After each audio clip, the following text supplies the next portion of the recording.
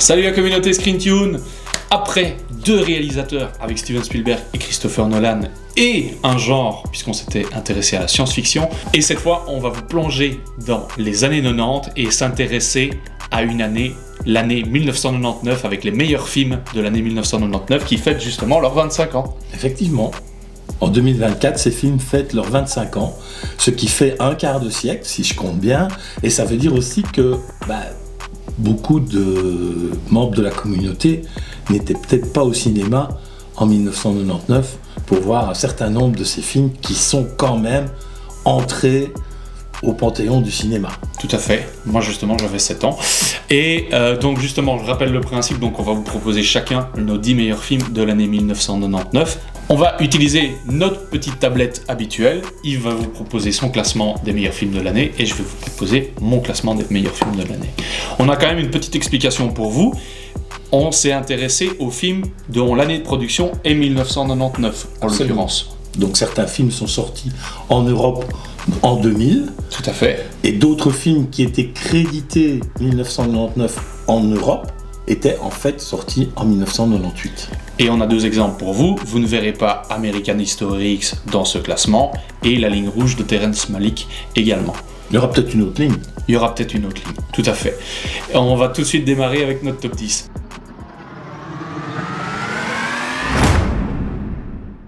Yves, quel est ton numéro 10 de cette année 1999 ? Star Wars, La Menace Fantôme, et moi j'ai La Momie de Stephen Sommers. Parle-nous du grand retour de la grande saga de George Lucas avec le premier épisode de la prélogie. Moi j'ai été le voir au cinéma, mais toi aussi. 4 fois. Je vais être comme, je pense, la plupart des cinéphiles qui à l'époque avaient déjà vu la première trilogie au cinéma. Ce qui n'était pas mon cas. On se disait mais qu'est-ce qu'il va faire ? Bon, il dit que ça va se passer avant, qu'est-ce qu'il va nous sortir ? Et puis finalement, on a trouvé un film absolument joli, extrêmement bien réalisé, avec des nouvelles trouvailles. Ne pas le mettre dans le top 10, c'était un peu injuste, parce que quand même, depuis, il y a eu encore une trilogie et une 3e trilogie. Ouais, d'ailleurs, on va pas vraiment revenir. Non, la prélogie, la prélogie de George Lucas a été revue à la hausse après la nouvelle trilogie de Disney. Ce sera peut-être pour un autre. On fera peut-être un top Star Wars. On verra. C'est un épisode qui est à la fois aimé et détesté. Il est détesté notamment pour Jar Jar Binks. C'est vrai qu'en français, il est un petit peu moins désagréable qu'en anglais. Il y a des atouts monstrueux, notamment lui qui est juste là, Darth Maul. Liam Neeson, Ewan McGregor, qui est quand même très très apprécié, puisque sinon ils n'auraient pas fait la série Kenobi justement après. Donc il y a plein de bonnes choses dans la prélogie. Il y a Nathalie Portman aussi, d'ailleurs. Oui. Sur la jeunesse d'Anakin Skywalker. Pour ceux qui n'ont pas vu Star Wars, on vous le souhaite pas. On ne va rien spoiler, mais donc c'est ton numéro 10. C'est mon numéro 10. Et donc moi j'ai mis La Momie. La Momie de Stephen Sommers.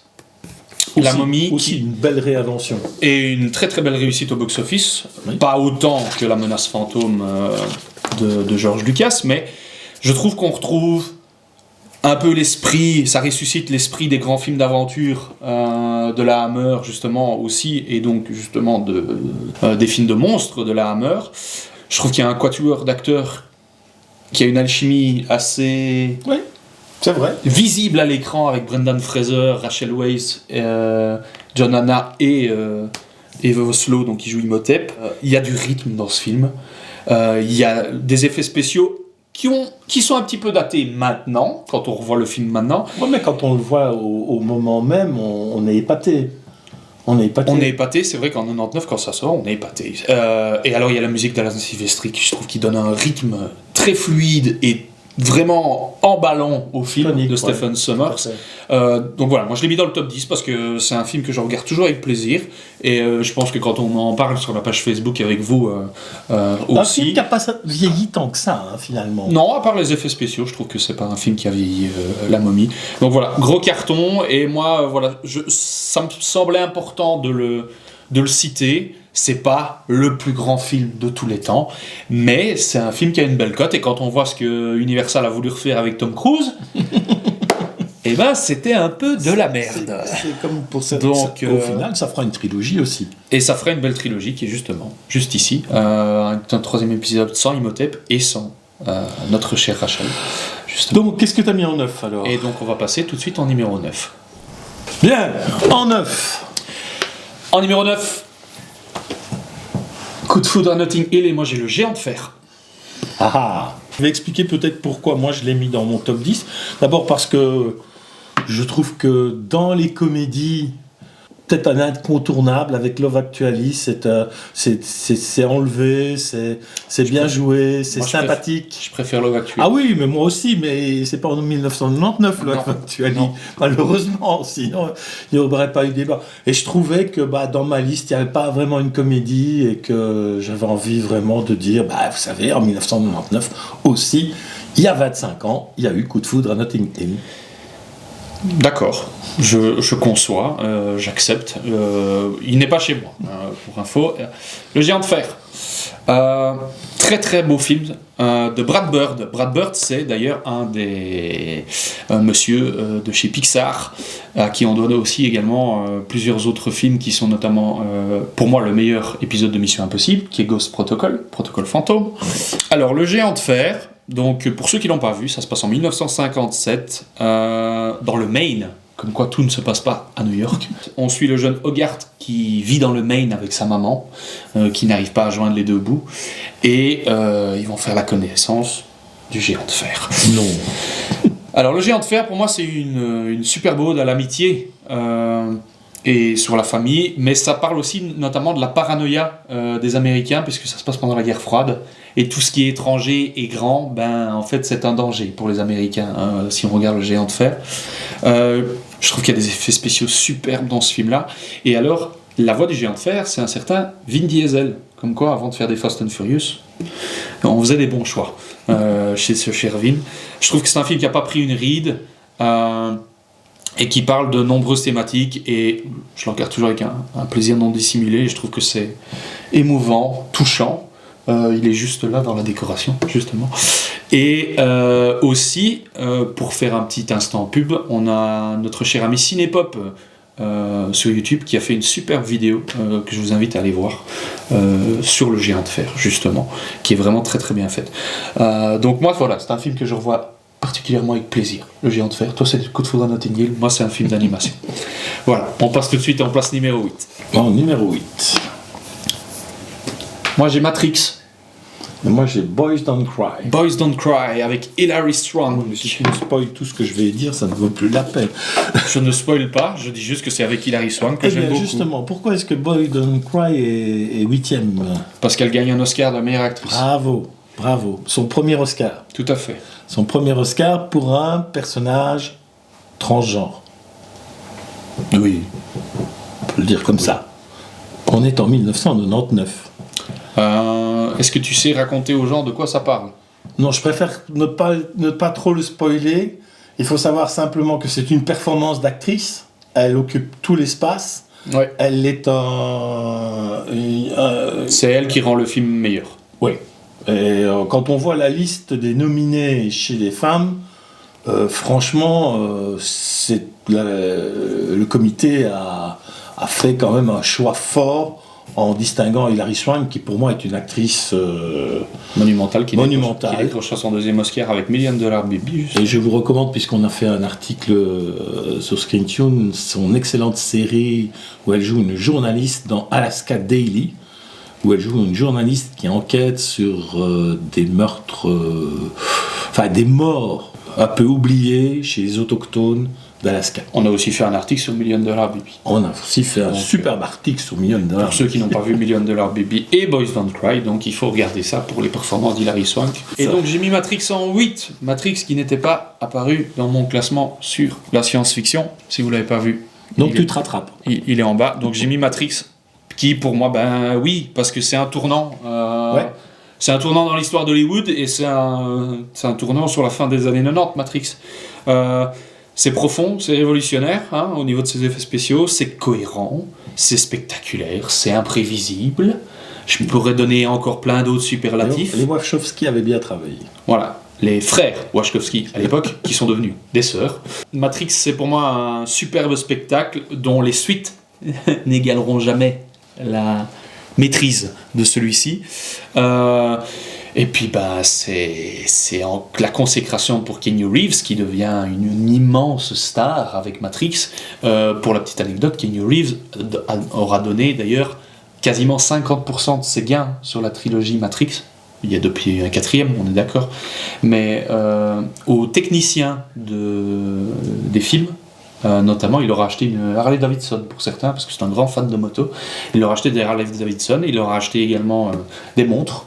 Mais il y a plein de plans assez révolutionnaires dans Matrix. Je prends l'exemple de la poignée de porte, c'est superbement filmé, c'est tout bête, mais en se disant, quand on la voit le film, ils se sont dit comment est-ce qu'ils ont fait le plan.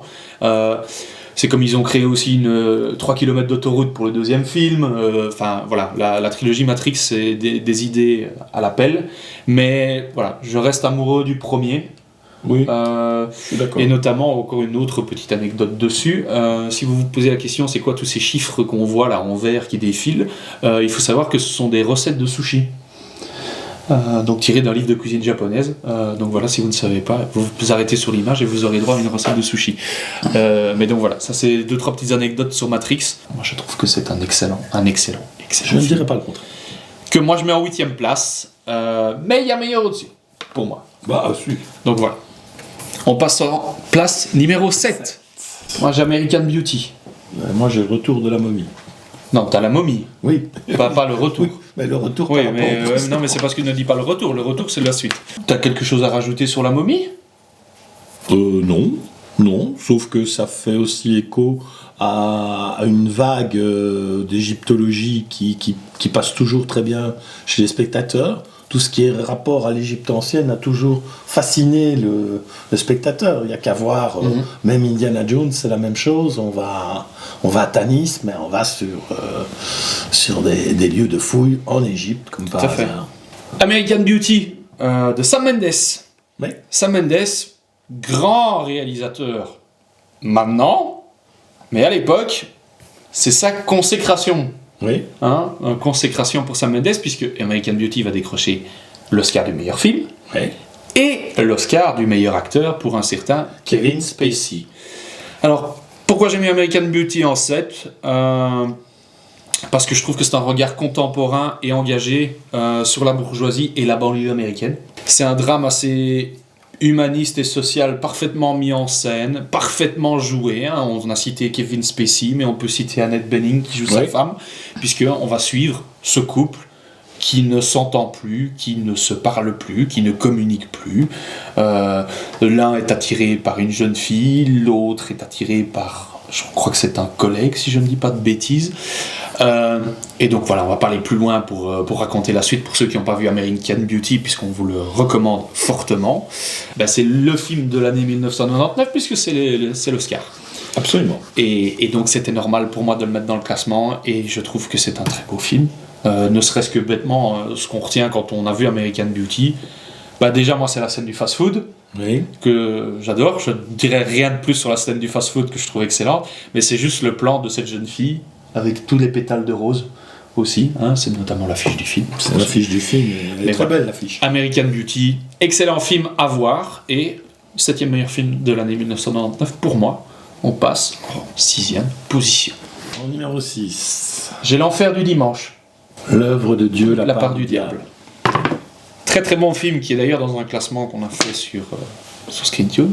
Absolument. Film de Lance Armstrong qu'on ne présente plus, qui est aussi un acteur, on a déjà parlé de Sam Mendes, c'est aussi un réalisateur de très grande qualité. Un Oscar pour Michael Caine. Oscar pour Michael Caine, j'avais complètement zappé. Oui. Mais donc il y a bien Charlize Theron dans le film. Charlize Theron, Tobey Maguire. Et un Oscar pour le scénario tiré de son roman pour John Irving. Un film très réussi. Et on avait mis le film dans le top de Michael Caine, je pense. Et on a mis le film dans le top de Michael Caine, puisque c'est son Oscar en supporting cast. Et franchement, il n'y a pas que celui-là qui mérite, mais enfin bon... Non, d'ailleurs, on vous invite à aller voir le top 10 des performances de Michael Caine, qui est sur le site de ScreenTune, et sachant que Michael Caine a pris sa retraite, justement. Ouais, il l'a annoncé. On ne le verra plus. On va suivre un médecin, qui est joué par Michael Caine, qui va s'occuper d'enfants et d'orphelins.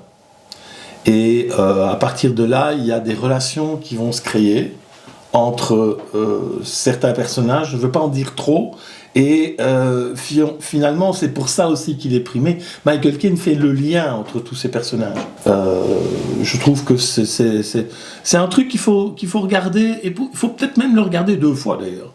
Parce qu'une première fois, on regarde le film, et puis on regarde pour l'humanité qui se dégage. John Irving a écrit un très beau scénario tiré de sa nouvelle. Il n'a pas eu beaucoup de difficultés, ni de choses à changer dans ce qu'il avait écrit. Non, c'est un très très bon... Et d'ailleurs, j'ai dit une bêtise, Charlize Theron, elle est oscarisée pour Monster. Ouais. Qui est un très très bon film aussi d'ailleurs. Mais qui n'est pas comme quoi ça arrive de faire des bêtises également en faisant l'émission. Moi j'ai mis L'Enfer du dimanche de ce cher Oliver Stone, qui est un film que j'aime beaucoup. Mais j'aime bien les films de sport. Hein. J'aime bien les films de sport de base, mais ici, moi je trouve que c'est un des plus beaux rôles d'Al Pacino, qui joue donc le coach de cette équipe de football américain. Et alors il y a pour moi une des meilleures performances de Cameron Diaz, qui joue justement la propriétaire de l'équipe de football américain, et franchement quand je vous dis que c'est une de ses meilleures performances, je blague pas parce qu'elle est habituée à jouer dans pas mal de comédies, Cameron Marie Diaz, à tout prix. Notamment Marie à tout prix, mais là elle est horrible mais elle joue super bien. Franchement, c'est la proprio, hein. Donc voilà, c'est la proprio. Donc L'Enfer du dimanche, hormis le discours monumental et inspirant d'Al Pacino dans les vestiaires d'avant-match, vous allez aussi retrouver les coulisses du football américain. Les coulisses que le terrain d'ailleurs. Plus les coulisses que le terrain d'ailleurs. Le traitement des athlètes, mais également savoir comment il fonctionne une franchise de football américain. Donc c'est super bien documenté, c'est super bien travaillé, on s'intéresse vraiment aux relations des personnages, donc on s'intéresse aux relations d'Al Pacino avec ses joueurs, notamment il y a un certain Jamie Foxx dedans, il y a Dennis Quaid également, et avec les relations que le coach peut avoir, notamment avec la propriétaire qui est jouée par Cameron Diaz. Donc voilà, je trouve que c'est un super film, c'est un des bons films sur le football américain où on ne fait pas trop d'emphase sur ce qui se passe sur le terrain. C'est ça qui est bien. Et voilà, je vous le recommande fortement si vous ne l'avez pas vu. C'est un must. L'Enfer du dimanche. Any Given Sunday. Voilà, ça c'était mon petit moment culture. On passe tout de suite en place numéro 5. En numéro 5. J'ai Révélation. J'ai la ligne rouge. Non, la ligne verte. La ligne verte, tu m'as fait peur. La ligne verte, et moi j'ai Révélation de Michael Mann. C'est vrai que c'est Révélation, t'aimes bien aussi, toi. Alors déjà, moi j'adore Michael Mann. Je vais pas dire un superbe article. J'ai fait mon top des super films de Michael Mann sur le site internet, et vous allez voir, Révélation est très haut. Alors Révélation, qu'est-ce que ça raconte ? On va suivre un lanceur d'alerte qui va avertir les médias et la presse d'un scandale au sein d'une des plus grandes entreprises de cigarettes du pays. Donc, on se retrouve devant, pour moi, un des meilleurs films de Michael Mann, sachant que Michael Mann, la mise en scène est toujours hyper léchée, épurée, va à l'essentiel. Il y a une direction d'acteur parfaite, Al Pacino est sensationnel, et Russell Crowe, juste avant de jouer dans Gladiator, est déjà monstrueux. Il était déjà dans Ellie Confidential, mais là, il est monstrueux aussi. Donc c'est un gros casting de poids lourd. Mais alors, le montage est exceptionnel, et c'est un film d'enquête génial, qui est encore très très contemporain et très parlant à notre époque actuelle. Comme toujours chez Michael Mann, la bande-son est monstrueuse.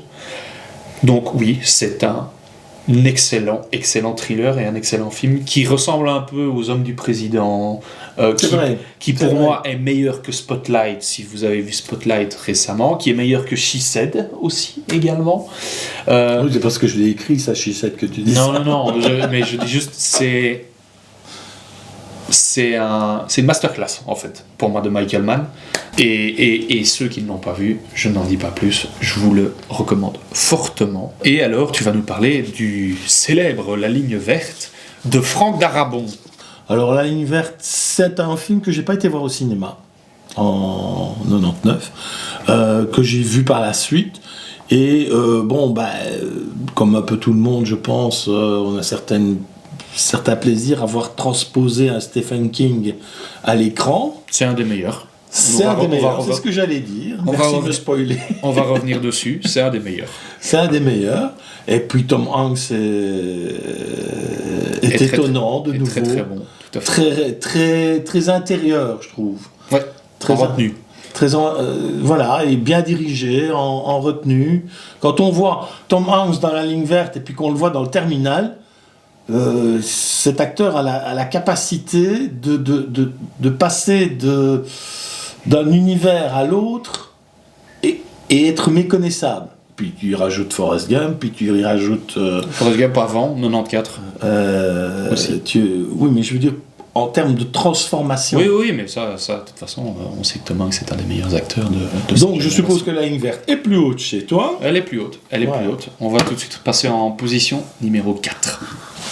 J'ai Magnolia. J'ai Fight Club. T'as Fight Club de David Fincher. Qui est un de tes préférés. Parce que il sera plus haut. Oui, il sera plus haut. Magnolia est dans ton classement? Non, Magnolia n'est pas dans mon classement. Alors, Magnolia de Thomas Anderson. Pas Paul W.S. Anderson, hein, Paul Thomas, à pas confondre, parce que c'est pas la même qualité de film. Magnolia, c'est un film choral de quasiment 3 heures, qui se passe en Californie. Je vais pas en dire beaucoup plus, juste vous dire que... Tom Cruise en fait, non, c'est là, pour moi, une des plus grandes performances de Tom Cruise à l'époque. Alors, il joue un séducteur, donc il fait des vidéos et des émissions pour apprendre aux gens à séduire. Mais il a surtout une scène lacrymale, hein, on peut le dire, mais émotionnelle, qui fait écho à sa propre vie, en fait. Et on voit que la scène lui tient énormément à cœur, et elle est déchirante. Et c'est un film brillant, clinquant, ambitieux.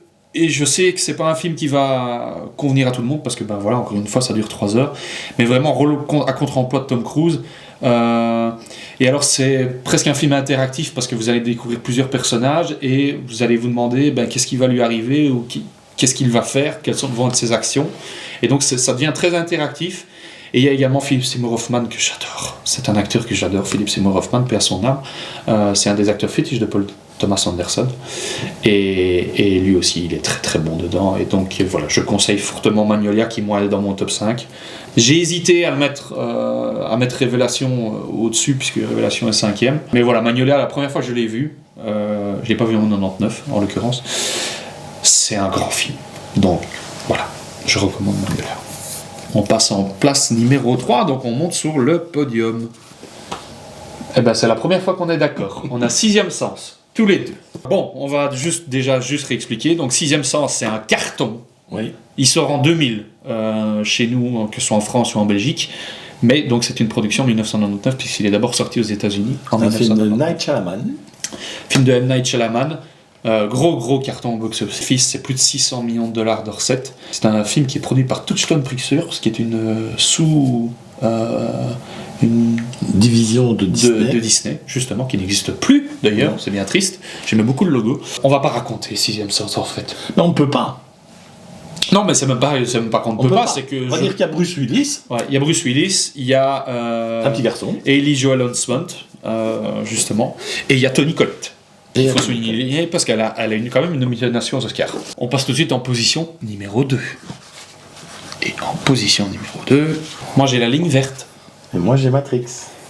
Ok, t'as des choses à ajouter sur Matrix ? Non, c'est un film qui a eu quand même 4 nominations et 4 Oscars. Évidemment, pas de meilleur acteur, pas de meilleur ceci, pas de meilleur cela, mais il a quand même 4 Oscars. Et c'est un film qu'on peut revoir avec un certain plaisir, même s'il y a des recettes de sushi qui défilent, comme tu l'as très bien expliqué. Et toi, tu as mis La Ligne verte. Et donc, je t'ai laissé la place pour... J'ai mis La Ligne verte, donc pour rappel... Vraiment, c'est une des meilleures adaptations de Stephen King. Et encore une fois, c'est une adaptation de Frank Darabont, qui avant ça avait signé Les Évadés, qui est déjà considéré comme mythique, un des meilleurs films de tous les temps. Et si vous regardez plein de classements, il est souvent dans les top 10. Et Frank Darabont fera encore une autre excellente adaptation de Stephen King, qui est The Mist. La Ligne verte, donc ça se passe dans un pénitencier, et c'est un gros sujet, c'est la peine de mort là-dedans. Et il y a un personnage exceptionnel qui est joué par Michael Clarke Duncan, le regretté Michael Clarke Duncan. Enfin voilà, c'est un grand film profond, touchant, sombre. Moi j'ai pleuré. Avec une belle lumière aussi. Belle lumière, belle musique, excellents acteurs. Voilà, Tom Hanks, comme tu l'as dit, qui est tout en retenue, mais qui reste excellent. Mais il y a aussi David Morse. Oui. Il y a aussi Sam Rockwell qui est très très très très bon. Et donc voilà, moi je trouve que c'est un film d'une redoutable efficacité. C'est vrai. Et qui mérite sa place sur le podium pour moi. Voilà. Il n'y a pas grand chose de plus à dire pour ceux qui n'ont pas vu La Ligne verte. Voilà. Vous avez une bonne. On espère qu'on vous donne des bonnes raisons. Et malheureusement, on peut peut-être rajouter sur La Ligne verte qu'il aurait été peut-être plus haut dans mon classement, mais il n'a pas gratté beaucoup de. Mais ce qui est marrant, c'est que tu as mis Matrix beaucoup plus haut. Pourquoi Matrix est plus haut chez toi? Parce que la première fois que tu l'as vu. Oui, c'est ça. C'est ça. La première fois que tu le vois, tu es subjugué par l'univers de Matrix. Et comme on en discutait hors champ tout à l'heure, les suites, malheureusement, on espérait un univers qui allait s'étoffer, et au contraire, on a un peu l'impression qu'il s'est tassé. Oui, c'était assez réducteur. Et mais dans un premier temps, c'était innovant. À la limite, on pourrait le dire, depuis Star Wars, dans la science-fiction, on n'avait pas innové comme ça. Voilà. C'est vrai. Donc je l'ai mis plus haut. C'est vrai. Voilà. Mais voilà, moi je trouve que c'est un film qui a pris un petit coup de vieux. C'est pour ça que moi il est 8ème par rapport au reste. C'est il y a 25 ans. Hein. Il a pris un petit coup de vieux. Il a pris un moins gros coup de vieux que La Momie, pour moi, mais... C'est un peu comme les gens qui regardent La Vie est belle dans les années... fin des années 60, années 70. Et c'est un film de Capra de 1946. C'est un film que j'aime toujours beaucoup. Je sais, c'est un des meilleurs du monde. On passe au numéro 1. Au numéro 1 de notre top 10. C'est Fight Club pour moi. Et c'est American Beauty. American Beauty pour toi. Alors, pourquoi? Dis-nous pourquoi American Beauty. D'abord parce que, tu l'as dit très bien toi-même, c'est la découverte d'un réalisateur, c'est Sam Mendes, qui depuis a fait des choses remarquables. Parce que c'est un film qui reçoit quand même 8 nominations aux Oscars. C'est le meilleur film de l'année. Oui, c'est pour ça que tu l'as mis en 1 en fait. Et qui en gratte 5. Et puis bon, non seulement il gratte 5, mais en plus, quand j'ai regardé un petit peu l'année, j'avais 2 choix. J'avais le choix de faire tous les coups de cœur que je pouvais avoir eu en allant voir au moins 10 films cette année-là, ou bien d'essayer d'équilibrer mon choix en fonction et des coups de cœur et des films que l'universalité avait distingués. Et finalement, American Beauty, c'était évident que c'était le film de l'année, le plus je vais pas dire le plus réussi, quoique, comme tu l'as expliqué tout à l'heure, mais c'était un incontournable. Alors après, chacun choisit en 1, en 2, en 3. On a choisi Fight Club. En parlant d'incontournable, je vais en plus d'un film qui a fait un flop en 1999. Voilà, c'est pour ça qu'il n'est pas un chez moi. Je défends les opprimés. Donc Fight Club de David Fincher qui est... aussi un réalisateur qu'on découvre tout doucement, David Fincher. Il n'a pas encore... Il a déjà fait Seven avant. Il a déjà fait Seven, oui. Il a fait Seven et Alien 3 avant. Oui, mais je veux dire, on a la surprise Seven, et puis après, on a Fight Club. Alors, Fight Club, moi, David Fincher, déjà, c'est un de mes réalisateurs préférés, et la première fois que j'ai vu Fight Club, je me suis pris un coup de poing dans la tronche. Non, c'est vrai. Un coup de poing dans la tronche, c'est le mot. J'ai trouvé que c'était un plaidoyer extrémiste, corrosif, inventif, qui divise et qui divise toujours, qui divisa et qui divise toujours, en l'occurrence. Mais il passe bien à la télé. Il passe bien, il passe pas souvent à la télé, il faut quand même lui avouer ça. Le duo Edward Norton, Brad Pitt. En plus, ils sont devenus potes sur ce film-là. Et je vais avoir 2-3 petites anecdotes, mais je termine sur mon avis.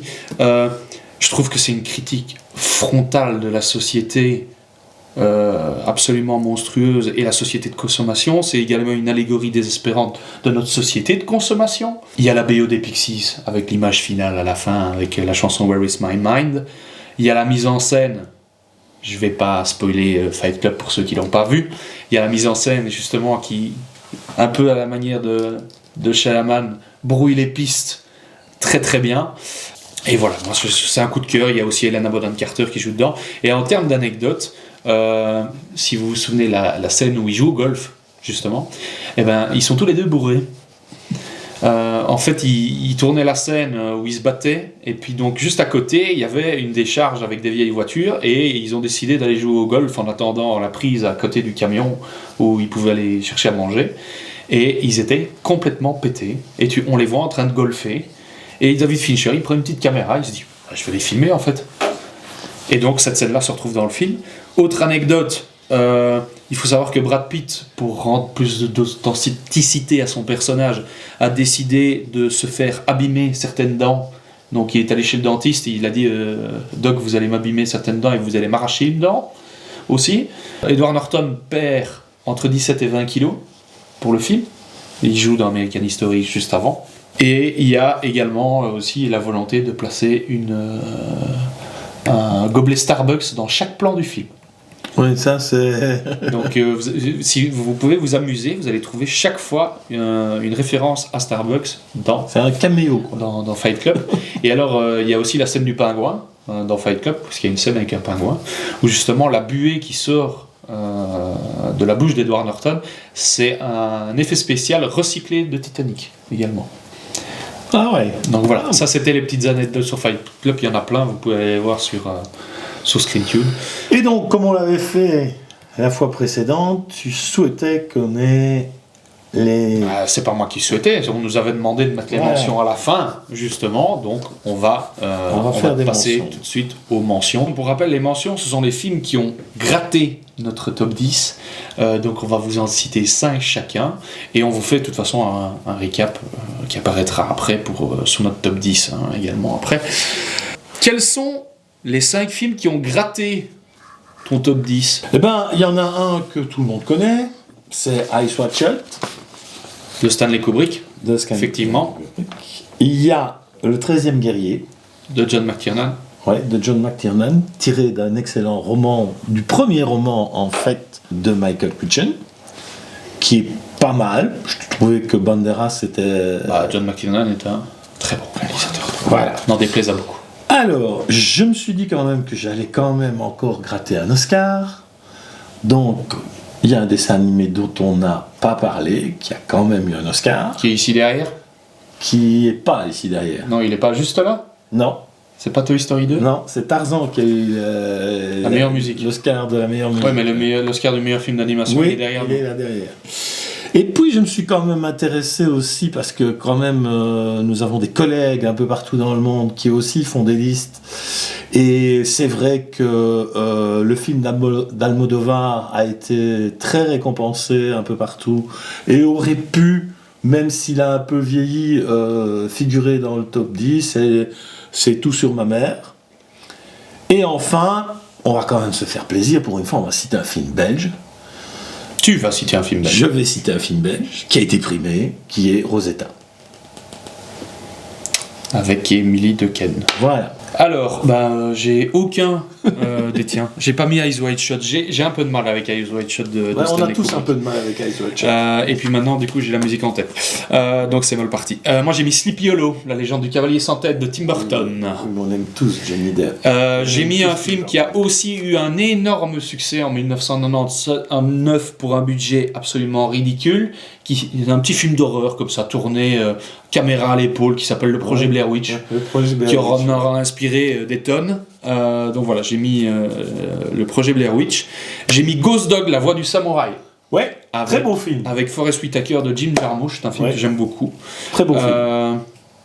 Et j'ai mis Toy Story 2, qui est ici derrière, que j'aime beaucoup.